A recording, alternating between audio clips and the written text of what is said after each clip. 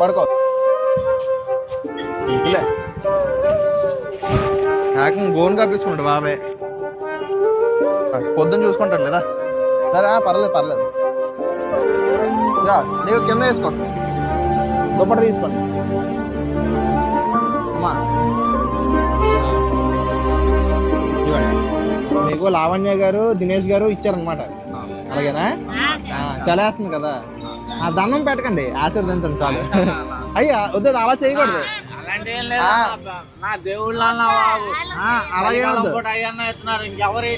అటువైపు మీరేనా ఎత్తున్నారు ఇంకెక్కడున్నారు అటువైపు ఉన్నారా తల కింద పెట్టుకుంటారు కదా బాబాయ్ దుప్పటి కావాలా డబ్బులు లేవా